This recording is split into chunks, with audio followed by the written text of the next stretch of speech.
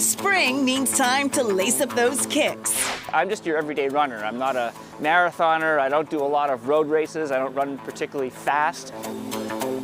Mark Lowenstein of Brookline is the author of a series of books about the sport. Recently, he launched Great Runs, a runner's website that helps people track down routes all over the world. Right now, we cover about 300 different cities and destinations all over the world. Sort of answers the question, I'm traveling to, Chicago or Boston or Budapest. Where are the best places to go running in those spots?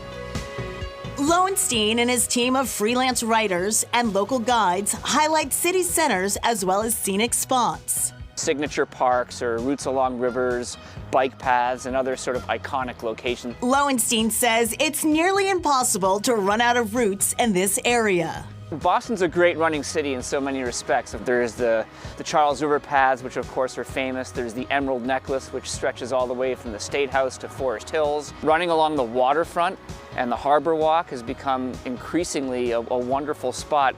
Today, Lowenstein gets in his morning run here on the Brookline-Boston border. We're along sort of the Riverway, Jamaica Way area. This is part of the Emerald Necklace Path, and this is one of the prettiest sections because you've got this beautiful path along the water with these gorgeous trees and these stone bridges, and so it's really one of the iconic running spots for Boston. Another favorite spot is closer to downtown. We are on the Southwest Corridor Path, which runs from Back Bay to Forest Hills. It's about 3.5 miles. It's a great urban bike path used by runners, bikers, strollers, bladers, everything with a wheel and feet. And we're actually on a corridor that used to be the Orange Line. What would make running in Boston even better, Lowenstein says? More signage so that people don't get lost or distracted. Things have improved a lot, especially down along the waterfront where they've created a lot more publicly accessible pathways, so that's a real treat. Cave Virgo can seat up to 12 people. Oh my gosh. Isn't it beautiful? Oh, it really is a cave. In Scituate, there's a new type of spa. And what you don't know, it smells really good in here too. Christina Carreri opened Scituate Salt Cave in October 2021.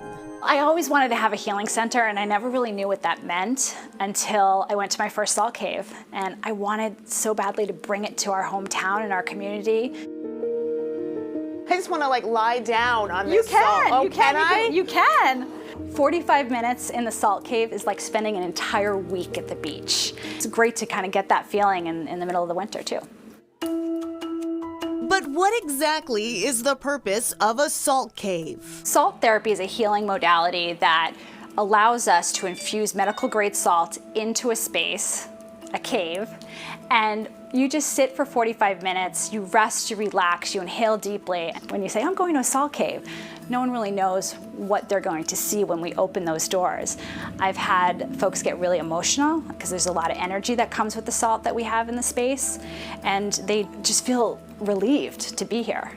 Carreri says salt caves are relatively new in the U.S., but they've been around for hundreds of years. Started in the mid-1800s with the salt miners in Poland in the Woliczka mines. They were studying how healthy they were. They were healthier than everybody else. They weren't succumbing to the plagues of the time. They were outliving their life expectancy. So the medical community caught on and thought, well, what if we treated ill people in the caves? And that's precisely what they did.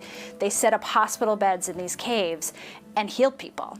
There is limited data on the medical benefits of salt therapy, or halotherapy as it's also known, but there are ongoing clinical trials studying the effects on patients with respiratory ailments, and advocates swear by the salt rooms, including celebrities Rob Gronkowski and Deborah Messing. It does amazing things for your respiratory system and for your skin. We're seeing people coming to visit us for a whole host of things. The two caves are made from 15 tons of imported Himalayan sea salt. Carreri says some people visit the caves once a month and others multiple times a week. One 45-minute session in the Scituate Salt Cave costs $45. We wanted to make it really affordable so that people could come back again and again and really just enjoy the space. It was relaxing, and during the 45 minutes in the Salt Cave, guests go through a 10-minute guided meditation and then listen to ocean sounds recorded right on Scituate Harbor. And back to great runs. Mark has some tips for amateur runners. Besides doing obvious things like wearing bright clothes at night, he recommends replacing your running shoes every 500 miles. Still to come, picking up on pickleball. You can come in and know no one, and you leave with 10 friends.